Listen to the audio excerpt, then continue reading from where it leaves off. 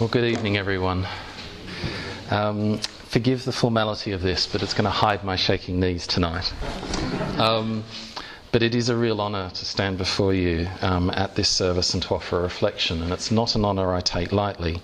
I've never done this for Open Table in the evening in the 10 years that I've been involved. But what kind of prompted me was that our celebration of LGBT History Month this month, but also our wider theme for Open Table in 2018 and 10th anniversary, is we've come up with this idea of stories around an open table. So this has kind of stirred me that perhaps now is the right time to do this. And if we, Kieran and I, are to ask folk to share their stories, then perhaps I need to put my money where my mouth is and share some of my history and my story. I've never done that before in any public forum, so it's a bit of a first tonight. I've always hesitated as well to do so, firstly because Open Table isn't about me, and if it ever does become about me, it needs to stop.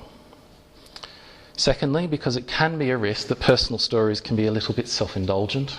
I hope this isn't, but there's always that risk.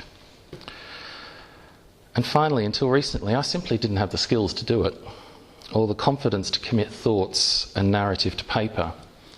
It was a skill I just didn't have at all. And that may surprise you, but what surprises me more is that this has changed, although it still doesn't come easily. So we're marking LGBT History Month. It's been taking place in the UK every February since 2004, organised by the Schools Out UK, which is a campaigning group for LGBT+ people in education. A History Month provides us with the chance to celebrate the lives and achievements of LGBTQIA+ people from the past and the present. Each year it takes a theme from the education curriculum, and this year's theme is Mapping Our World, really particularly focusing on the importance of campaigning for equality on the international level. There are still 72 states in the globe where same-sex relationships are criminalised, and 8 where they're punishable by death. In 2017, around 300 people were killed in transphobic hate crimes, and that was only in the 25 countries which keep records for that motive of crime. Around 85 states do offer some legal protections for LGBT+ people, with around 25 offering full equality. So there's a lot of work to go. But why is history important to us as LGBTQIA folk? George Orwell, the author of 1984, has an excellent quote. And he said that the most effective way to destroy people is to deny and obliterate their own understanding of their history. LGBTQIA folk have a long history. We've been around at least since Steve was a boy.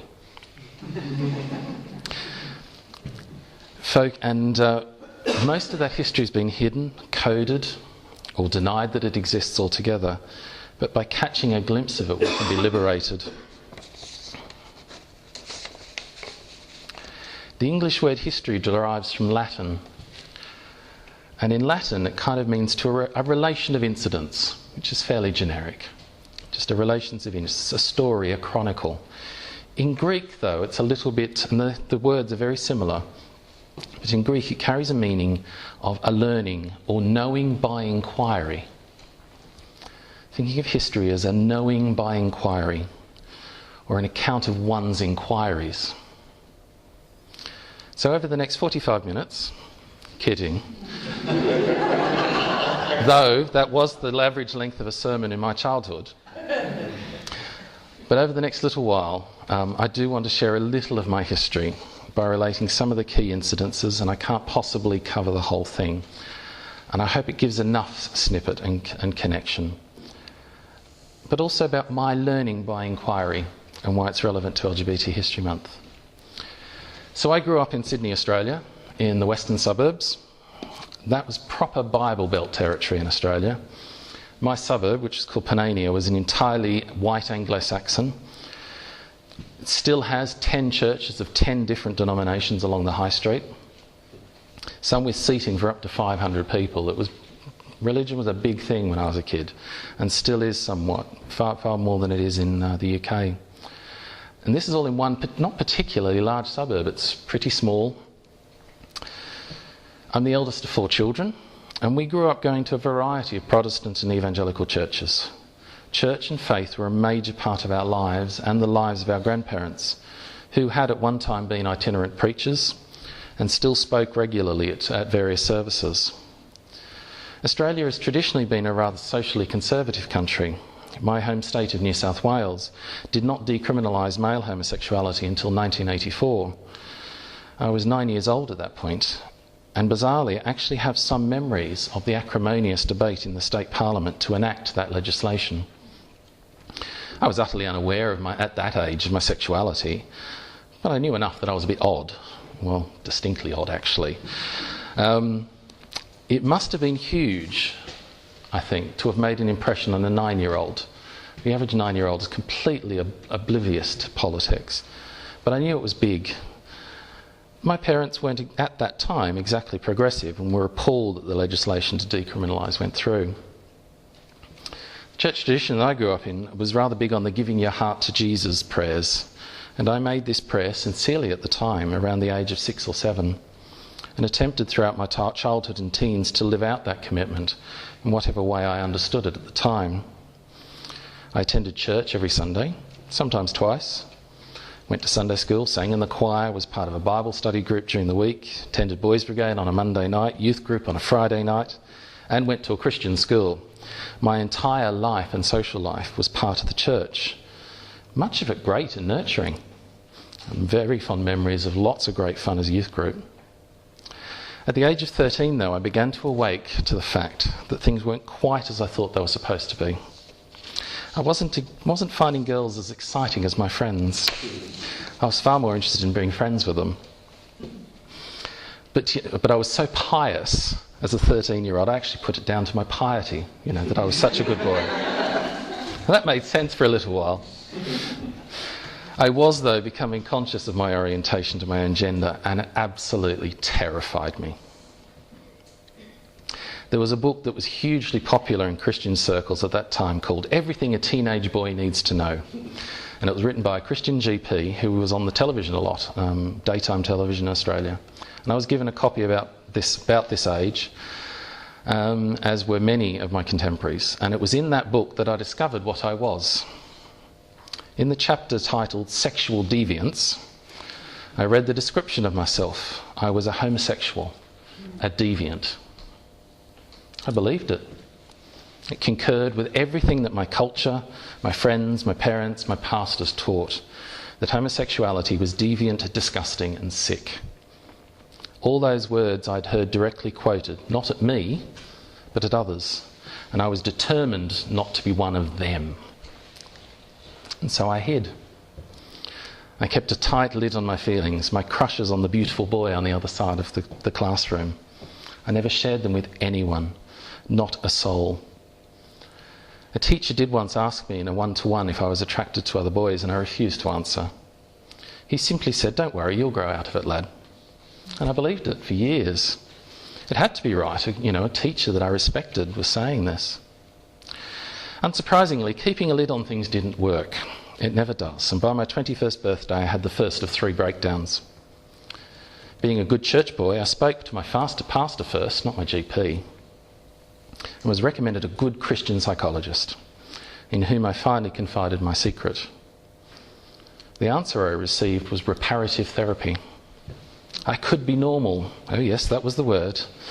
My homosexuality was a mental illness which could be cured with prayer and therapy. And I was ecstatic. There was finally a solution to what was weighing me down, and I could be normal. I was told that if I gave in to my temptations, I was condemning myself to a life of loneliness. Gay men cannot have relationships. You will die a lonely old man, were the words that were said to me. And so I plunged in. I had no reason not to, with weekly therapy sessions and weekly group therapy for a period of several years. At this time, I was working for the Assemblies of God in Australia at their theological college. It might be hard to believe now, looking at this rather fuzzy liberal, that I was once a speaking in tongues, raising hands, born-again Christian. But I was utterly miserable. Despite the therapy, my depression deepened profoundly, quite unaided by the copious amounts of alcohol I was drinking and the cigarettes I was smoking. The pressure built up and I had a second breakdown. And I left my job, my church, the therapy, and my entire social network.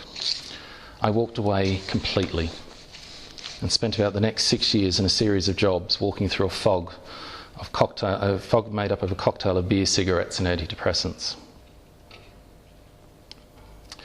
In 2003 I was made redundant from yet another job and I had my third breakdown, and I knew that something had to change. This wasn't going to fix itself. I wasn't growing out of my sexuality, and I knew that if I didn't make changes, life would continue as it had been. And while it certainly wasn't all bad by any means, things needed to change. And with that realisation, I started to make a few changes. I started a new job. I gave up smoking, cut way back on the alcohol I was drinking, and actually started caring for myself for the first time in 20 years probably. Eating differently, doing just a little bit of exercise. Might be difficult to tell at the moment, but I also started making some new friends, including some other gay men at work. And they were decent, friendly blokes. Not the monsters I'd grown up believing. My dearest friend of 20 years also came out to me about this time as a lesbian, and though we had shared absolutely every part of our lives with each other up to that point, we had never shared that about each other's orientation. And it makes me desperately sad that we'd known each other for 20 years and had never shared that. Two other key things happened around that time. I started attending a men's coming out group at a gay community centre and met a load of men with similar stories to mine as we navigated coming out, first boyfriends, etc.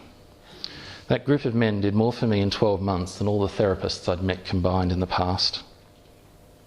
And I started coming out. But there was a part of me missing. Since I'd left the church those 6 years before, I'd become an angry atheist, denouncing church as poisonous and full of lies. I refused to set foot in a church and desperately upset my sister when she had her Queen's Award for Girls Brigade. I went for the presentation and then left. I couldn't stay for the sermon. I was too angry. At the coming out group, though, there were some Filipino men who were Roman Catholic, and each in different ways expressed the joy they had felt about practicing their faith again, as they had come to terms with who they were. That phrase was completely new to me. I'd never heard that phrase before, but it really resounded an echo within me. Could it actually be possible to be both gay and Christian?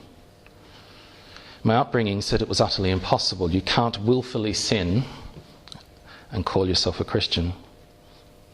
But I was reading one of Sydney's gay newspapers, and there was an advert for an Anglican church in the inner city which said it welcomed LGBT folk. I didn't believe it. I thought it was a completely elaborate ruse and a lie to get people back into reparative therapy. But my curiosity slightly got the better of me, and I thought, I'll go and show them. It was a complete sliding door moment. I entered that church. It's an Anglo-Catholic church, which is an extremely rare gem in Sydney, completely foreign to the tradition I grew up in. And I was welcomed with open arms. In all my years of attending church in the past, I had never felt the presence of the Spirit like I did in that building. The first hymn they sang was the same one we sang today. Come as you are, that's how I love you. The sermon struck home so powerfully. The priest spoke of how we think we are junk, and yet from junk beautiful works of art are created. In the hands of an artist, rubble can be stunning. I still thought of myself at that time as junk and useless, and yet in that space, for once I didn't feel it. That day I took communion for the first time in 15 years. I had not taken communion from the age of 15 because we'd been taught that to take communion in a state of sin was an even more serious sin. And I saw my attractions as sinful, so I didn't take communion. I couldn't. But receiving communion in that church in 2006 was one of the most transcendent moments of my life, as 150 strangers and I stood around the altar and ate and drank. That began my journey back into faith. A very different tradition to the one I grew up in, somewhat more liberal, more Catholic, small c faith. I discovered traditions and treasures that were as ancient as the church, but of which I knew absolutely nothing. I even began dating the church warden, much to the delight of the priest, who was absolutely fed up of listening to him moan about being single. And unsurprisingly, my depression evaporated. I gave up taking antidepressants and began to live life for what felt like the first time ever. And so I finally felt the energy to actually make real a lifelong dream, which was to come and do a year's travel from the UK in the UK. I put it off for 10 years because I'd been so poorly. And I thought, now's the time to do it. And so in 2006 I came to the UK and travelled. I got involved in church life here in this parish, and I've deepened and explored this newfound faith. I even began to pray and meditate for the first time in around a decade. And meditation's become a really powerful thing. We were taught that meditation was evil as a child. I've learnt that that's simply not true. It's a great part of the Christian tradition and deeply nourishing. And then in 2007, November 2007, I met someone rather special. Most of you know him, Kieran. And I fell in love for the first time in my life. We went on to marry him 5 years later. What was the turning point, though, for me for self-acceptance? And really, it was falling in love. I think I still had the residual tapes in my head saying, you are defying God and deluding yourself. Yet the experience of actually falling in love and seeing that it was good, healthy, and nourishing was amazing. What was growing from the relationship were the fruits of the Spirit. Love, joy, peace, patience, a lot of patience, kindness, goodness, and self-control. If that was the fruit of this relationship, then it had to be of God. The fruits of the Spirit cannot grow from something that is evil. It simply cannot chirpen. And so I came to know that what I grew up believing was a lie. A grotesque lie given by people who I know genuinely believed they were doing the right thing. There was no direct malice from any of these people. They genuinely believed they were doing the honourable thing, and yet it was thoroughly destructive. My parents have been on a journey as well. They both attended our civil partnership in 2012, though initially they weren't sure how that was going to be. But a few years later, in September last year, around my birthday, my mother phoned me to say that the family had all submitted their votes for the equal marriage referendum in Australia. And she said, we've all voted yes. And I said that was the best birthday gift I could have ever received. And so being a part of Open Table since 2008 has given Kieran and I space to worship and pray together and with others. So many of you have shared your stories and histories with me over the years, and I am in awe of the extraordinary people that you are. And this brings me to today's readings. Maya Angelou is a late American poet and writer whose story is simply extraordinary as well. But this quote sums up for me a part of my journey. I was told about God in my youth, but I don't think I really encountered him until that day at St. Luke's in Enmore. And this past 14 years have been about understanding and ingesting this God of love in whom we live and move and have our being. As I've done that, a courage to live has emerged that I did not know could be possible. It doesn't mean I'm not frightened, but courage isn't the absence of fear. Courage is feeling the fear and doing it anyway. It terrifies me to share this story with you, and to let slip the mask of competence and capability I much prefer to show the world. But integrity and authenticity are always worth the cost. In our reading from Mark's Gospel, we are reading Jesus' coming out story. Don't know whether you've ever thought of it that way.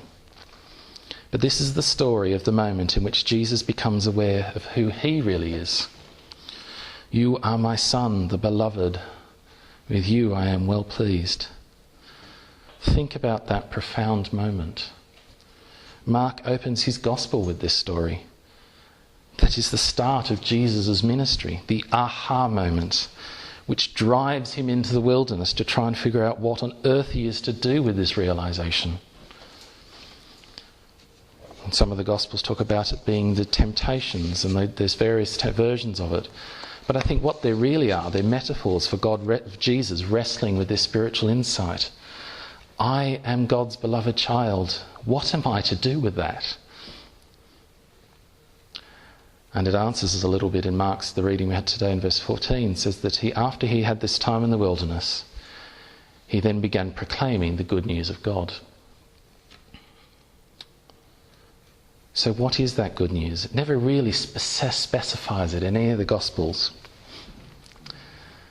Some, the tradition particularly I grew up in, talked about sin, crucifixion and resurrection as the sum total of the good news. Maybe, maybe not. That's another sermon. But listen to the words about good news. The kingdom of God has come near. This isn't about a reward in heaven someday. This is about the kingdom of God come near now. A kingdom of justice and peace. But a kingdom we are also called to be co-builders and co-heirs in the here and now, not just the hereafter. It doesn't mean that all is rosy and fabulous, but it does mean that all are beloved, all are valued and valuable. And that is the central spiritual insight of the Christian tradition. We see it modelled in this reading with Jesus' belovedness being declared from the heavens themselves, giving him courage to proclaim the good news. For me, the entire Christian message is summed up in stories. This is where about history, from moments of profound insight. So in Genesis 1, from stories written down about 3,000 years ago, we are told that we are made, beloved, in the image of God, and that was good. In the stories we hear from Jesus in the Gospels around 2,000 years ago, we discover again that beloved state and reminded of it. And then over the last 2,000 years today, we've been sent out to love. That is our history, including much pain and beauty, joy and sadness. Don't whitewash history. If we white out the bits we don't like, we can never learn from it. And if all this sounds too modern and pop psychology, then let me share the ideas of the Franciscan philosopher and doctor of the church, St. Bonaventure. He wrote in the 1200s. And Bonaventure summed up his entire life theology in three central ideas, using three words. Emanation. We come from God, bearing the divine image, and thus our inherent identity is grounded in the life of God from the beginning. We then use another word, exemplarism. Everything in creation is an example, manifestation and illustration of God in space and time. No exceptions. No exceptions. And consummation. All returns to the source from which it came. The Omega is the same as the Alpha. To know worth in our belovedness, we need to be connected to the source of love. And that's God to me, the source of love. And that the entire purpose of spirituality is to discover, connect, love and to be loved with the source of all that is. It is a song, this love, a piece of music we hear echoes of and are called to take our place within the melody. Each person lending their own unique, beautiful voice, creating a song of utterly unbelievable beauty. Our next song we'll be singing, there's a line in it that I absolutely love, and it's, I hear that music ringing. It finds, an echo in my soul. How can I keep from singing? So what have I learned from history? My learning by inquiry is that you and I are beloved children of God. Understand that, comprehend it, internalize and ingest it, and you will be courageous. And like Jesus, we proclaim this truly as good news. So how can we keep from singing?